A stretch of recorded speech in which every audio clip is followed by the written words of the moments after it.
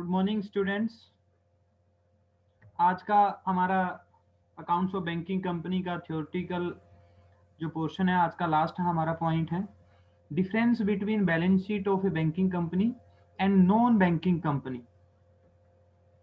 एक जो banking company है और एक जो नॉन बैंकिंग कंपनी है, जो अदर कंपनीज है, उनके जो अकाउंट्स हैं, बैंकिंग कंपनीज और नॉन बैंकिंग कंपनीज के जो अकाउंट हैं, उनमें डिफरेंस क्या है।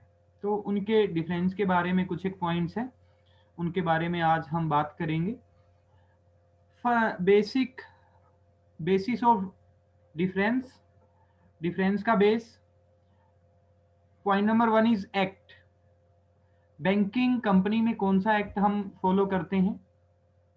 जो हम profit and loss and balance sheet जो बनाते हैं according to third schedule, according to third schedule of banking regulation act 1949। Banking regulation act 1949 follow होता है। और जो नॉन बैंकिंग कंपनीज हैं, चाहे वो पब्लिक सेक्टर की कंपनी है चाहे वो प्राइवेट कंपनी है, उनमें कौन सा फॉलो होता है? पहले company act 1956, company act 1956 schedule number 3 के अकॉर्डिंग 1956 एप्लीकेबल होता था। बट क्या नया जो कंपनी एक्ट आया था, कंपनी एक्ट 2013, उसने उसको क्या कर दिया? रिप्लेस कर दिया है। तो जो नॉन बैंकिंग कंपनी है, प्राइवेट हो चाहे पब्लिक हो, वो कंपनी एक्ट 2013 के अकॉर्डिंग अपने अकाउंट्स को फॉलो करेंगी, कंपनी एक्ट 2013 को। Point number 2, main heading for the liability and item.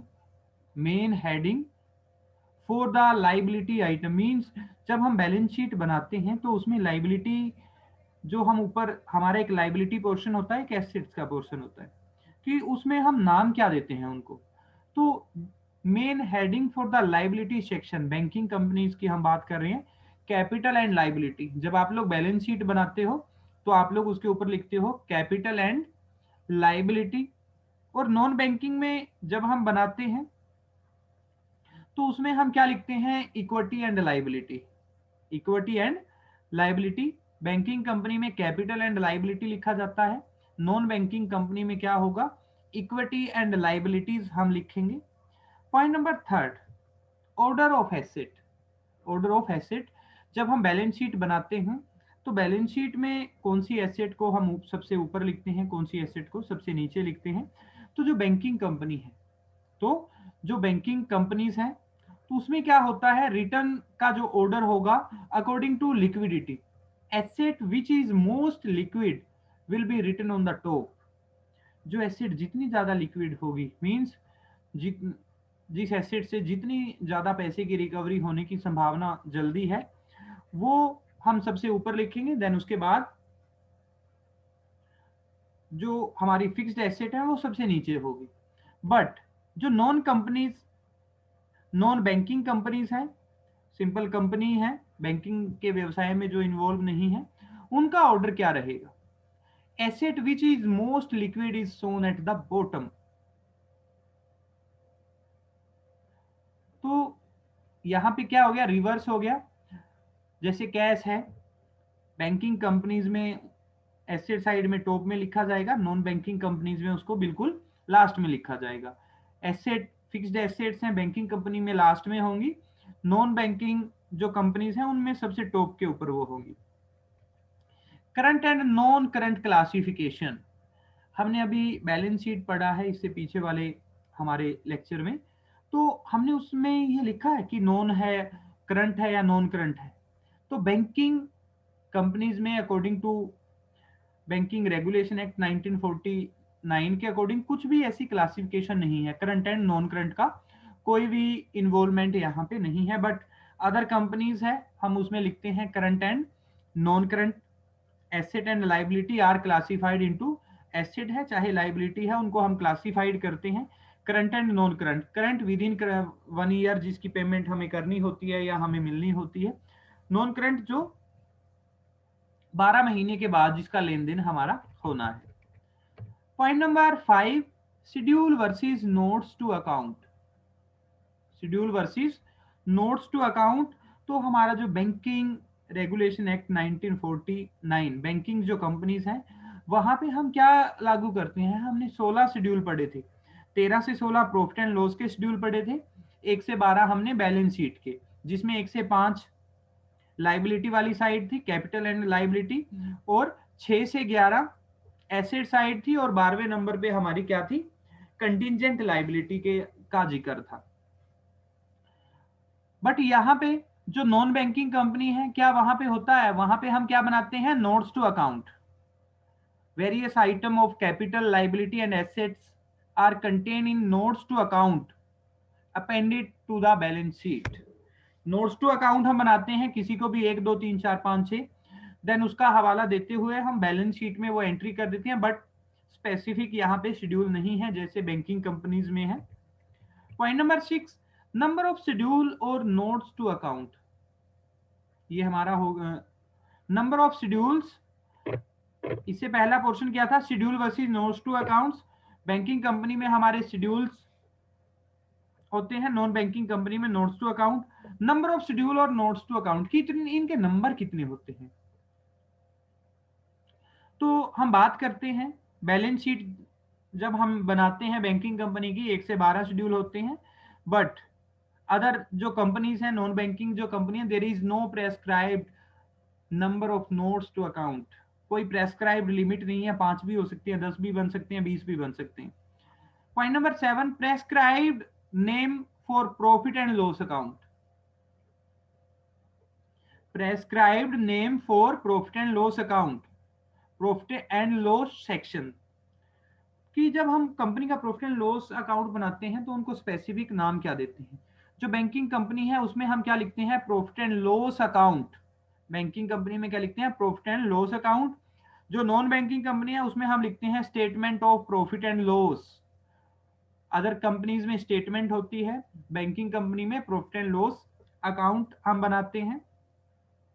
Appropriation, appropriation क्या होता है, एक कंपनी के प्रॉफिट्स का वो पार्ट्स जो रिजर्व में रख लिया जाता है, स्टैच्यूटरी रिजर्व में ट्रांसफर कर दिया जाता है, अदर रिजर्व में ट्रांसफर कर दिया जाता है, उसके बाद जो बैलेंस बचता है उसको बैलेंस शीट में हम शो करते हैं। एप्रोप्रिएशन मींस प्रॉफिट का वो पार्ट्स जिसमें से डिविडेंड दिया जाना है, जिसमें से रिजर्व रखा जाना है, कितना अमाउंट प्रॉफिट में ही रखना है, हमने एक्यूमुलेटेड प्रॉफिट में हमने रखना है, उसका हम निर्धारण करते हैं।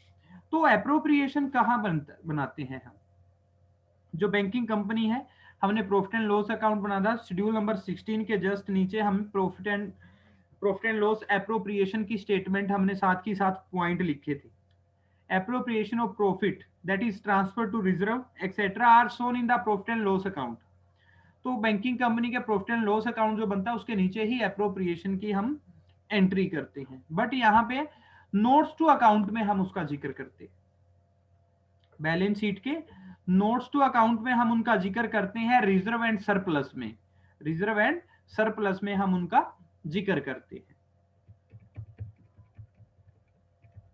नेक्स्ट हमारा पॉइंट है bill for collection. Bill for collection, तो ये क्या होता है, नॉर्मली क्या होता है, फॉर एग्जांपल मैं सेलर हूं और मैंने जो सेल करनी है, मैंने हरियाणा का मैं व्यक्ति हूं, मैंने सेल करनी है पंजाब में, ठीक है, ऑर्डर मुझे वहां से मिला, मैंने वहां पे माल भेजना है, वहां पे मैंने माल भेजना है 1 लाख रुपए का, 2 लाख रुपए का, बट वो उस व्यक्ति को मैं जानता नहीं हूं, जो सेकंड पर्सन है उस व्यक्ति को मैं जानता नहीं हूं। तो मैं क्या करूंगा, क्या माल सीधा उसको दे दूंगा, यदि मैं माल सीधा उसको दे दूंगा तो पेमेंट्स की समस्या रहेगी। तो इसके लिए मैं क्या करूंगा, मैं अपना माल ट्रांसपोर्टेशन के थ्रू बाय रेलवे या अदर ट्रांसपोर्टेशन की सर्विस के दौरान उस माल को वहां पे क्या कर दूंगा, सेंड कर दूंगा, और उसके जो डॉक्यूमेंट हैं, उसके जो डॉक्यूमेंट हैं, ओनर डॉक्यूमेंट्स, जिसके बेस के ऊपर जो बायर है जिसको वो माल मिलेगा, बायर वो स्लिप दिखाएगा तभी उसको माल मिलेगा, जो उसके डॉक्यूमेंट हैं वो मैं क्या करूंगा, वहां के बैंक, वहां का जो उस बायर का जो लोकल बैंक होगा उसको मैं पोस्ट कर दूंगा या ईमेल कर दूंगा, उसको मैं क्या कर दूंगा, वो डॉक्यूमेंट पोस्ट कर दूंगा। बैंक के पास हमने क्या कर दिया, उस माल के डॉक्यूमेंट हमने भेज दिए, उस बैंक के पास हमने भेज दिए। तो बायर क्या करेगा, बायर को वो माल तब तक नहीं मिलेगा जब तक वो डॉक्यूमेंट उस बैंक से कलेक्ट नहीं कर लेगा। तो बायर क्या करेगा, वो जो माल के डॉक्यूमेंट है वो बैंक में लेने के लिए जाएगा। तो बैंक उसको डॉक्यूमेंट कब देगा, बैंक उसको डॉक्यूमेंट तब देगा जब वो पैसे, जितने का वो माल था 1 लाख रुपए या 2 लाख रुपए, वो पेमेंट कर देगा और वो डॉक्यूमेंट बायर वो ले लेगा और उस माल की डिलीवरी ले लेगा। तो उससे क्या हुआ, हमारी पेमेंट का रिस्क भी यहाँ पे क्या हो गया, कम हो गया। तो बैंक ने वो पैसा क्या कर लिया, कलेक्ट कर लिया। तो बैंक क्या करेगा, बैंक उसमें से उस बैंक की जो फीस होगी 1%, 2%, 5%, वो फीस काट के बाकी का जो पैसा होगा आपके अकाउंट में वो क्या कर देगा, ट्रांसफर कर देगा। तो बैंक बायर को डॉक्यूमेंट देने और अब पैसे लेके और अपना कमीशन काट के मुझे जो पैसा भेज देगा, इस सारी प्रोसेस को हम क्या बोलते हैं, बिल फॉर कलेक्शन बोलते हैं, बिल फॉर कलेक्शन बोलते हैं। इससे क्या हो गया, बायर का भी लॉस बच गया, सॉरी सेलर व्यक्ति को जानता नहीं था, बायर को जानता नहीं था, फिर बैंक के थ्रू उसने क्या कर लिया, अपनी पेमेंट को भी सेव कर लिया, कुछ एक सर्विस चार्ज या कुछ बैंक का कमीशन देके, और बायर को भी सुविधा होगी उससे। तो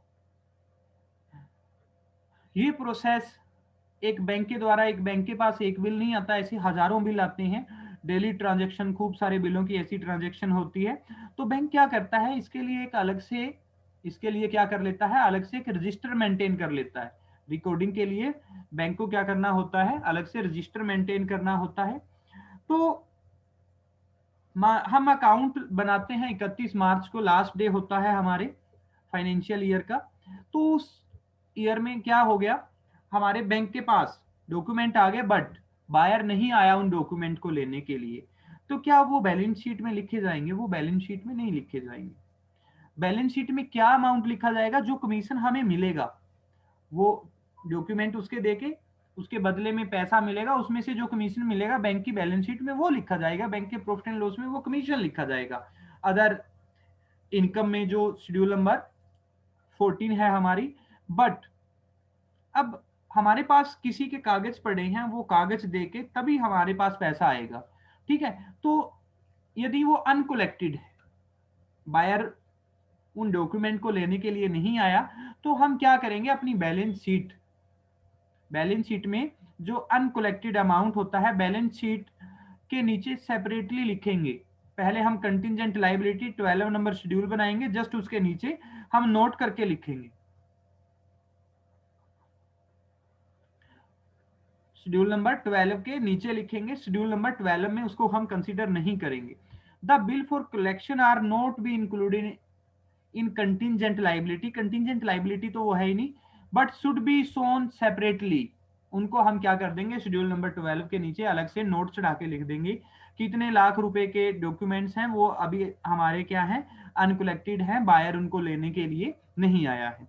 तो 4 नंबर का जो आप लोगों का कंपलसरी फर्स्ट क्वेश्चन आता है, तो उसमें आप लोगों का ये आ सकता है, bill for collection, rebate on bill discounted. 4 number के पॉइंट ऑफ व्यू से काफी इंपॉर्टेंट है ये। और ये क्वेश्चंस जो अभी हमने किया है, ये हमारा आ सकता है, बड़े क्वेश्चन में आ सकता है, दो पॉइंट दे सकता है एग्जामिनर, जिसमें से एक ये पॉइंट डाल सकता है कि बैंकिंग और नॉन बैंकिंग कंपनीज की बैलेंस शीट में क्या डिफरेंस होता है, कौन से रूल एप्लीकेबल होते हैं। तो ये था हमारा चैप्टर का थ्योरेटिकल पोर्शंस। कल हमारा जो पॉइंट होगा, next chapter account of insurance company, उसके बारे में हम पढ़ेंगे। देन उसके बाद आप लोगों की कोई भी कुछ क्वेरी हो, आप लोगों ने अभी तक कोई भी क्वेरी नहीं भेजी है, आप लोगों का इंटरेस्ट भी अभी पता नहीं क्या दिक्कत आ रही है आप लोगों को, आप लोगों का रिस्पॉन्स इतना नहीं आ रहा है, बहुत सारे स्टूडेंट्स की असाइनमेंट नहीं आई हैं। तो आप इन चीज़ों का थोड़ा ध्यान रखना।